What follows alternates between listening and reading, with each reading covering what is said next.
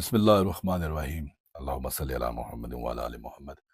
آج ہم بات کریں گے ذہنی دباؤ، انزائٹی اور ذکر الہی پر۔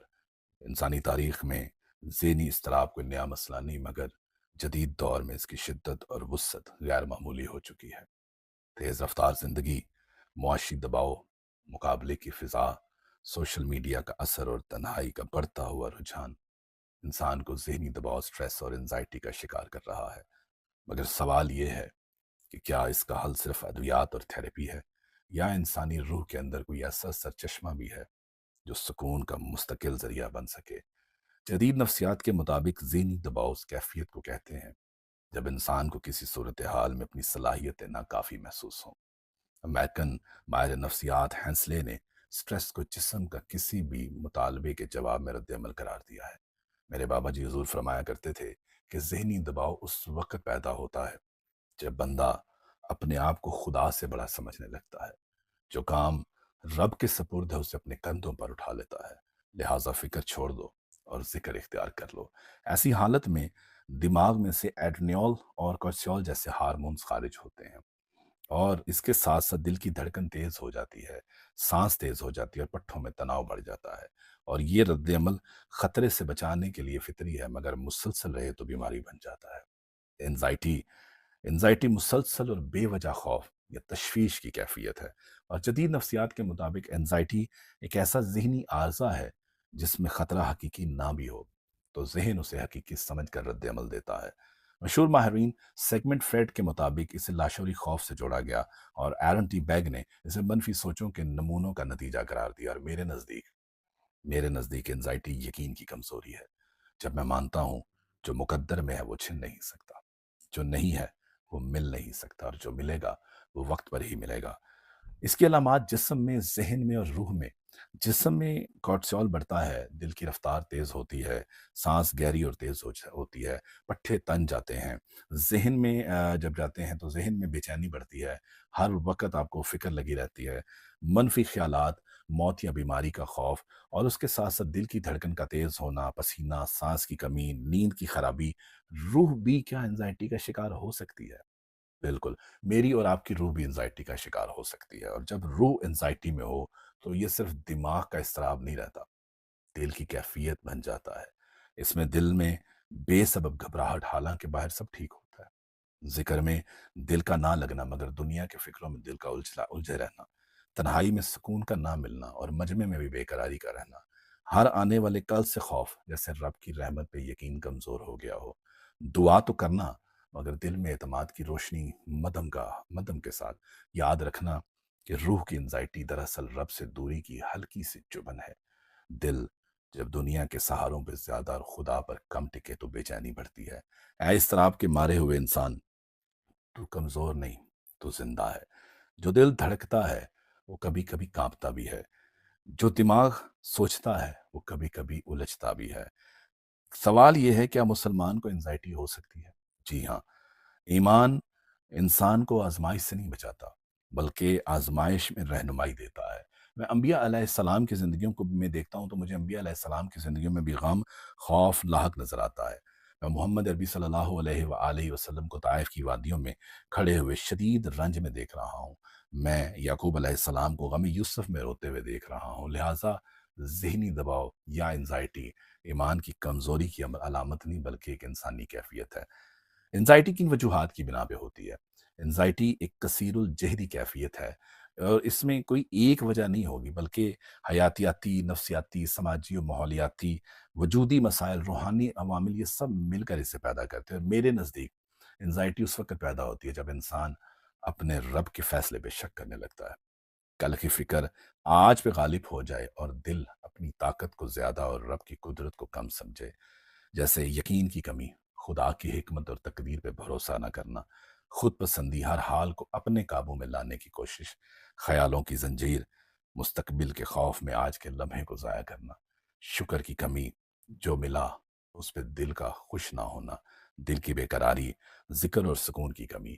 یاد رکھنا، انزائٹی دل کی وہ کیفیت ہے جو رب سے دور، خود سے بھرپور اور کل کی فکر سے بوجھل کر دے۔ کیا دین سے دوری یا اللہ سے دوری انزائٹی کا باعث بن سکتی ہے؟ یہ سوال بڑا اہم اور سینسٹیو ہے۔ اور اس سوال کے میں سائنسی اور روحانی پہلوؤں پہ بات کروں گا۔ ہر انزائٹی دین سے دوری کی وجہ نہیں ہوتی۔ انزائٹی کیمیائی عدم توازن سے ہو سکتی ہے، صدمے سے ہو سکتی ہے، ہارمونل تبدیلی سے ہو سکتی ہے۔ لہٰذا یہ کہنا کہ جو شخص انزائٹی میں ہے وہ دین سے دور ہے درست نہیں، لیکن روحانی خلا انزائٹی کو بڑھا سکتا ہے۔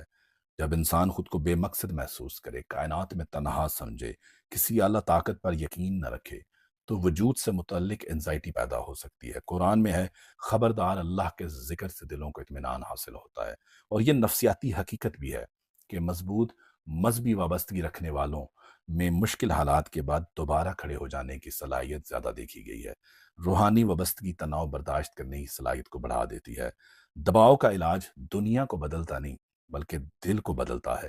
اور جب یہ جان جاؤ کہ رزق کا ذمہ دار وہ نہیں رب ہے، عزت دینے والا کوئی انسان نہیں اللہ ہے، مستقبل اس کے اختیار میں نہیں مالک کائنات کے اختیار میں ہے، جب انسان میں کو کم کرتا ہے تو سکون بڑھتا ہے۔ جب وہ شکوہ چھوڑ کے شکر سیکھ لیتا ہے تو درد اور دباؤ تحلیل ہو جاتا ہے۔ میرا بڑا سادہ سا اصول ہے، جو ہو گیا اس پہ صبر، جو مل گیا اس پہ شکر، اور جو نہ ملا اس پہ بھی رضا۔ ذہنی دباؤ دراصل اللہ پر توکل کی کمی کا دوسرا نام ہے۔ ذکر دل کو ہلکا کرتا ہے اور رضا انسان کو آزاد۔ لیکن یاد رکھنا، دین سے قرب انزائٹی کا علاج ہو سکتا ہے، مگر انزائٹی کا ہونا دین سے دوری کا ثبوت نہیں۔ یہ فرق سمجھنا بہت ضروری ہے۔ دین سے دوری کسی طرح بھی اضطراب یا انزائٹی کا سبب بڑھا سکتی ہے۔ انزائٹی دل کی اس کیفیت سے کا نام ہے جو رب سے دور، خود سے بھرپور اور کل کی فکر سے بوجھل ہو جائے۔ جب انسان ہر چیز خود سنبھالنے کی کوشش کرتا ہے تو ذہنی دباؤ بڑھتا ہے۔ مسلسل گلٹ بھی انزائٹی کو بڑھا سکتی ہے۔ مقصد کی کمی، اللہ سے تعلق زندگی مقصد دیتا ہے، زندگی کو معنی دیتا ہے۔ کیا روحانیت انزائٹی اور ذہنی دباؤ اور ٹینشن کو کم کرنے میں مدد کرتی ہے؟